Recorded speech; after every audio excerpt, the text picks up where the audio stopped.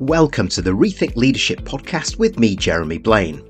I interview leaders, experts and business professionals from around the world who are bringing leadership principles and know-how into the digitally driven 21st century workplace, with focus firmly on the how-to rather than the what. Each episode is in aid of a charity chosen by my guests, and since 2020, we've made donations to over 80 global and local causes.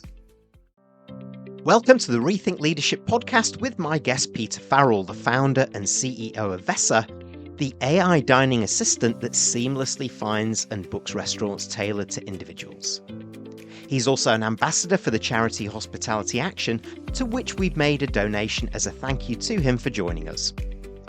Peter's worked in some of the best restaurants and hotels around the world, including 1, 2 and 3 Michelin-starred establishments, all that before launching and running his own street food venture, restaurant and food hall business. But it hasn't all been smooth sailing. From his early passion for food and hospitality to overcoming brain tumours and personal losses, Peter shares his journey of resilience and reinvention and what it takes to be an entrepreneur today. Let's hear more. Peter, thanks very much for joining me. Please introduce yourself, your passions and your journey as a leader. Hi, Jeremy. Thanks for having me. Great to be on your podcast. So I am a foodie. I've been passionate about food and restaurants since the age of 7, actually. And for some unknown reason, I knew what my career aims, I guess, would be from that age. I've no idea why, really, but I went on to follow quite a structured early career. So I went into education, did a BA and a master's focused on culinary arts and hospitality and the business of hospitality. And then I went into industry. So I was a chef for 10 years, working in some amazing places. I was lucky enough to work in some high-end fine dining Michelin restaurants around the world. And then I flipped to front of house. And then I guess that's where I was leading more people and more of a general management type of role. So again, worked in some great places, worked with Terence Conran in London and again, some Michelin restaurants, and just worked my way up through the industry in that kind of management capacity. And then over the last probably 7 or 8 years, I moved into the business side of hospitality. So I had my own restaurant, my own food hall. I also have a consultation agency supporting a lot of early stage operators. And I guess I'm leading them to some extent in advising them to some extent in their startup journeys and how they grow their individual businesses. And now I've got my own new exciting startup, which is AI focused, but obviously in the hospitality restaurant sector as well. So yeah, I've been around a while. It's I guess all I know, but I've been in the industry about 25 years or so. Sounds like the pitch for the script of The Bear. When I look at it, worked in these restaurants, set up my own. It's got to be the French service. It's done about, etc. Yeah. Excellent. Nice. And then finding yourself front of house and all of those. Tell us a little bit more about the business, because what's great to hear is that as we embrace this increasingly digital world, every industry is being impacted. So what are you doing and what are you working on? Yeah, so I've always been interested in tech, and I've obviously witnessed the growth of the internet and so many tech solutions.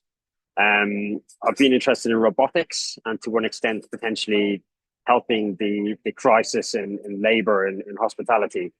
And then recently seeing what's happening in the AI space, which I think is just mind-blowing. I've come across some AI agents and tools which are just like crazy. It's phenomenal what it can do, and I really see it as revolutionary in how we all live our lives going forward. So I took the opportunity, I exited my food hall late last year. I took the opportunity to kind of take a structured approach to assessing the whole restaurant experience from end to end. And I believe there's a space for essentially an AI agent or an AI dining assistant that will help users in making the, finding and booking of restaurants more efficient. So at the moment, to find a restaurant, it's very fragmented. You look on Google, the restaurant website, social media, reviews that you don't trust most of the time. And then all of the booking platforms have limitations in terms of just the extent of personalization and also the amount of restaurants they have. So we're, I guess, using the best of technology that's available in AI and developing an AI dining assistant or concierge that will work for users to just make that process more seamless, more efficient, more personalized. And then let's see, it's a wave that's growing in size and speed, and we're just trying to ride that wave and see where we can land with this. But it's exciting. I'm really more on the kind of optimistic, exciting side of things. Well, I really get that AI concierge, and there's so many different platforms out there to access. If I want to find out about a restaurant, book it. It's lots of third party. It's not consolidated. It's not joined up. It's not about my experience um, per se, So it sounds like this is fantastic and being at the forefront of it. And if I just track back to the 7-year-old you who knew what he was going to do, as you were saying, and you've gone through all of these stages of your career, I'm guessing you've learned a lot. And this is a podcast about rethinking how we work, evolving how we work for the revolutions that you talk about, that you've seen too. But I know that your leadership journey or your self-leadership journey hasn't been easy. We've got to tackle adversity often, challenges there. So what is your story, and how has it evolved you as a human being, not just as a leader? Yeah, sure. So like everybody has a story and everybody goes through hardships and um, grievances and so on. So I think these things are important in life, and how you come out of them. I think it definitely shapes you in various ways. So for me, as I said, I took quite a structured approach to growing in my career. So I've 10 years as a chef and flipped to front of house, working my way up through senior management. And so at the age of 30, I was in a relatively senior position, working alongside a managing director, kind of felt like I was top of my game, going on to bigger and better things. And I wasn't really thinking of my health at all. I guess as most people don't think when they're 30 and kind of flying high in a way. And then quite suddenly, I started losing my eyesight. So I just opened a restaurant, which was pretty intense. I guess a little bit run down. I didn't really think much of it, but it led to me quite quickly ending up in an eye hospital in London, doing scans, tons of tests, and within I'd say 48 hours, they had indicated that potentially there could be something in my head, and that turned out to be actually two brain tumors. So one of them was pressing, it was on the front of my brain, pressing my optical nerves, hence why I was losing my vision. And there was another one in the center of the crevice of my head up top. So touch wood, I was very, very lucky in that it's quite curable. The tumor is called germ cell tumor, which is curable through chemo generally, and generally stays away, touch wood. But the process of treatment, and even from the biopsy, which was a brain surgery up through the nose, again, phenomenal technology, but pretty invasive and intense on the body.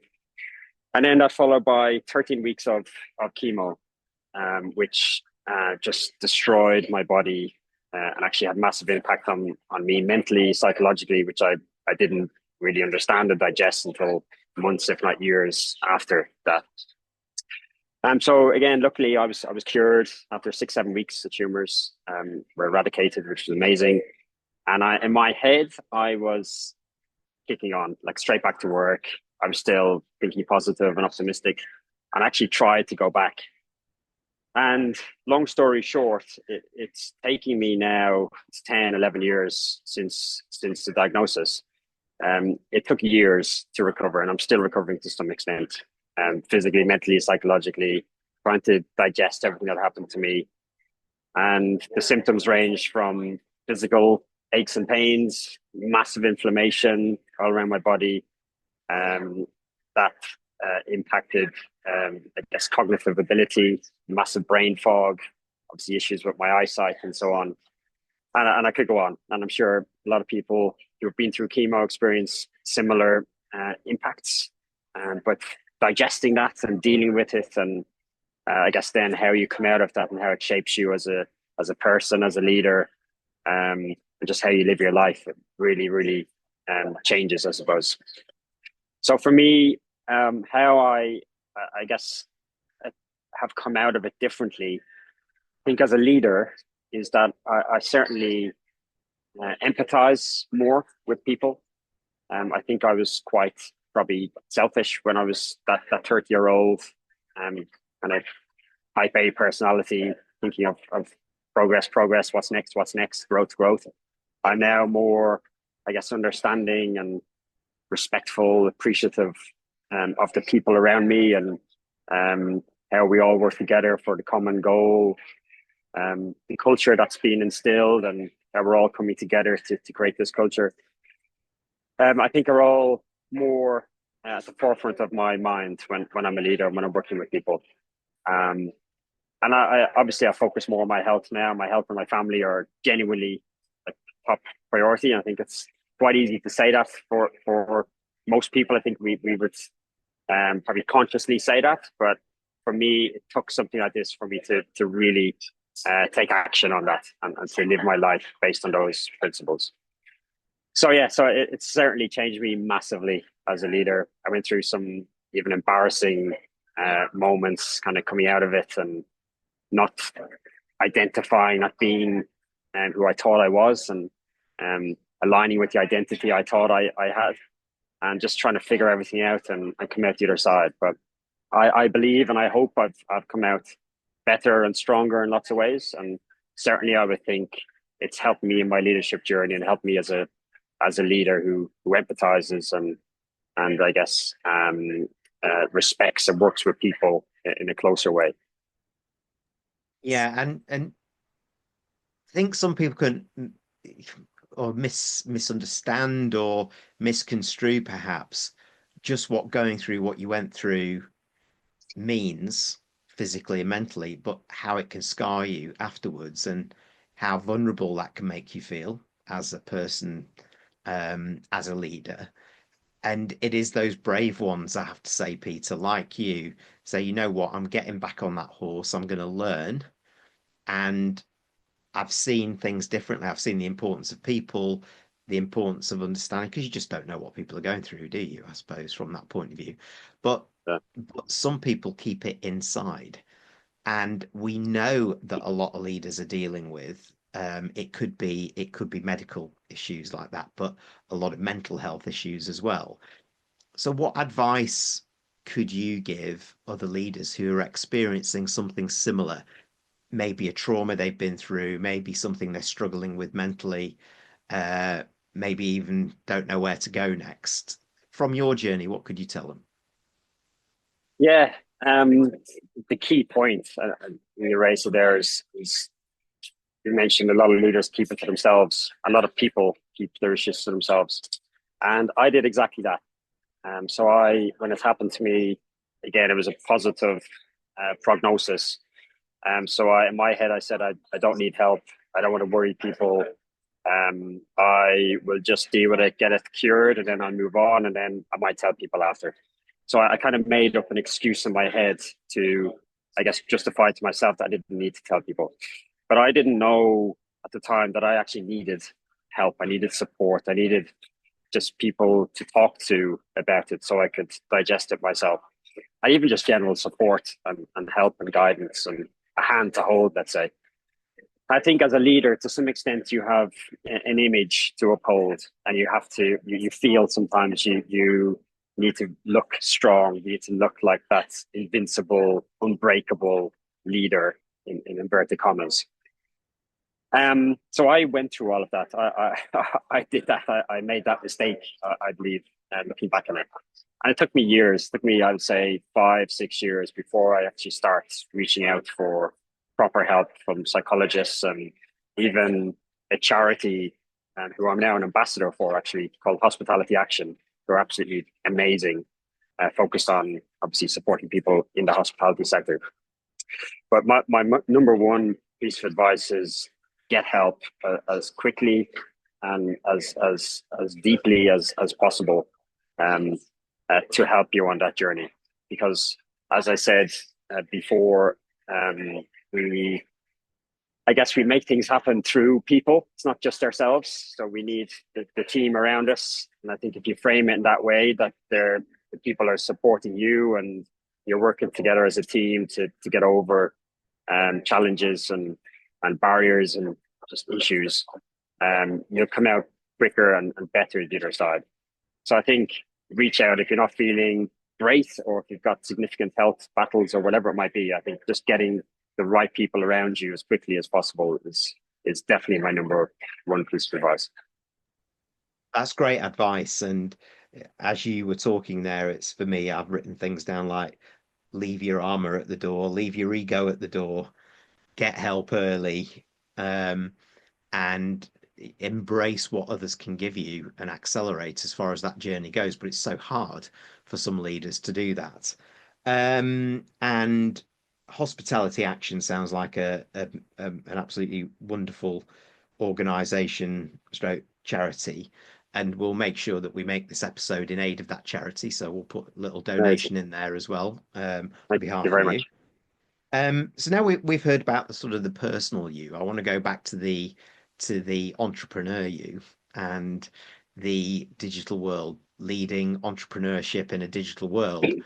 And if you just take a step back from what you're doing and you understand as a leader the importance of digital, the need for learning it before we kind of stepping into it, what are those new skill sets that you see out there that leaders everywhere need to adopt to drive their own personal growth and therefore accelerate their business?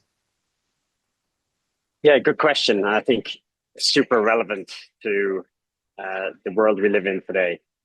For me, I think agility and speed of adoption. I think the speed of change and even the extent of change, like how widely and deeply things change, is crazy. It's almost impossible to keep up with the rate of change.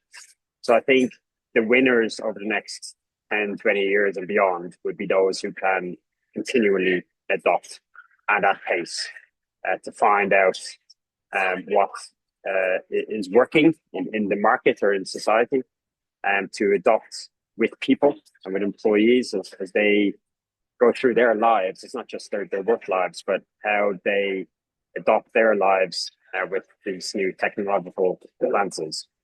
So I think you have to be more kind of all encompassing in terms of your focus and how you adopt and how you manage and lead change within your team.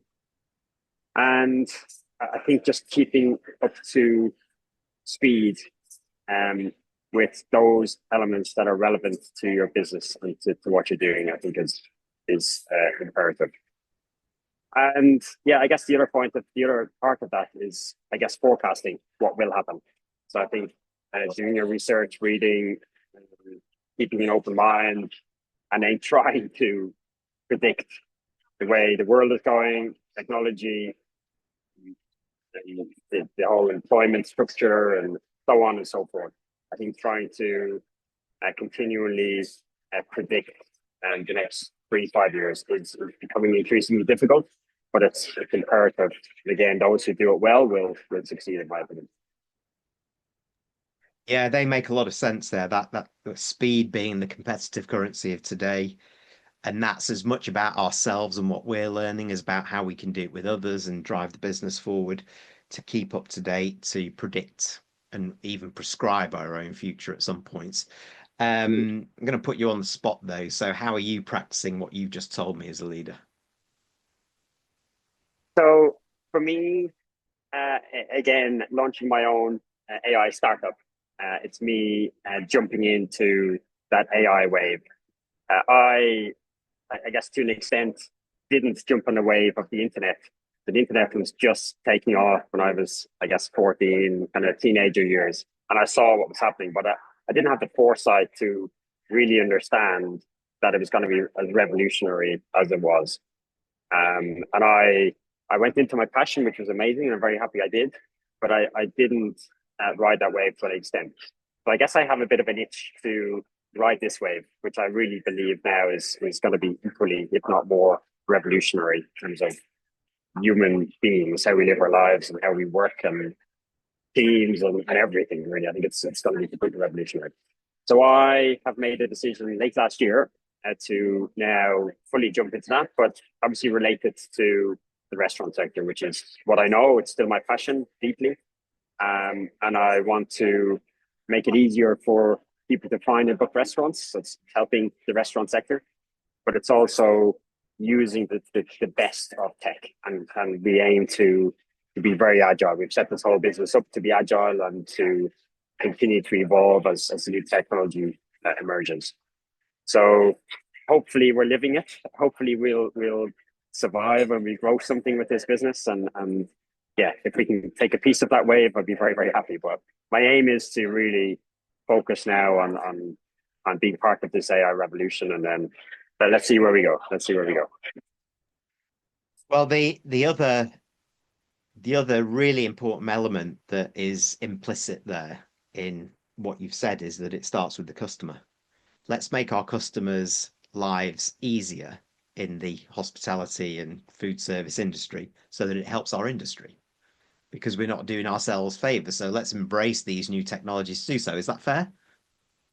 100%. I really believe that we're going into a hyper personalization phase now.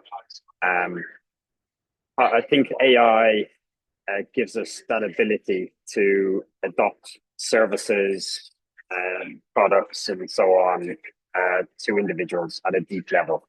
And then the AI will continue to learn and go deeper, even be able to predict human moods and future purchase habits and so on. Obviously, it's I guess, like any progress and developments, there's pros and cons. We got to be careful with privacy and data protection and so on, rightly so.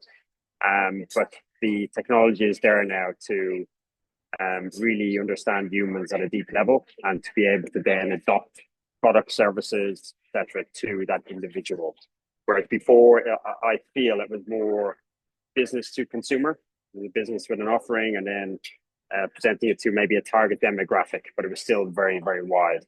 And obviously, businesses to grow, they want to develop bigger and bigger markets, but they essentially tar everybody within that market with the same brush. I think it's now going down to individualization and personalization at that level. And that's the times we're moving into, I believe. And again, technology is there for that.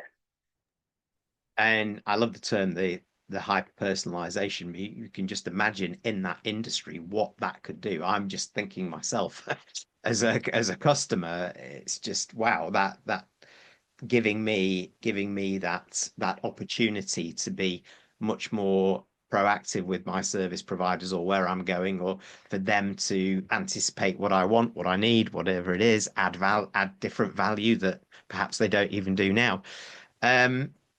So Peter, look, thank you so much for joining me. We've scratched the surface of this conversation, I know, and there are two parts of the conversation we've had today. There's that personal journey and the personal journey that some leaders are going through to cope with this pace of change, as well as what they're dealing with, whether it's medical, mental, whatever.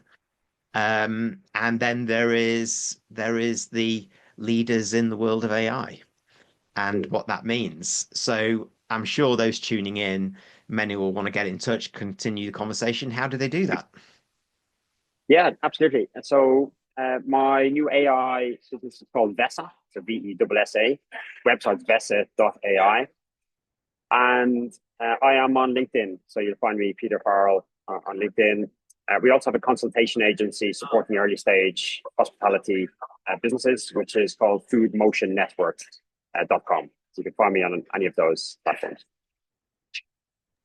Right. Well, thank you very much for sharing your personal story, but also demonstrating that huge resilience and drive to be at the forefront of the industry that you're in, pioneering new technology for the benefit of your customers and the consumers everywhere across the industry. So fantastic message for everybody tuning in. Thank you, Peter. Amazing. Thank you very much, Jeremy. Thanks for tuning in to the Rethink Leadership podcast with me, Jeremy Blain. Please like, comment and support us on your favourite platform and subscribe to our YouTube channel where you can watch as well as listen to each episode.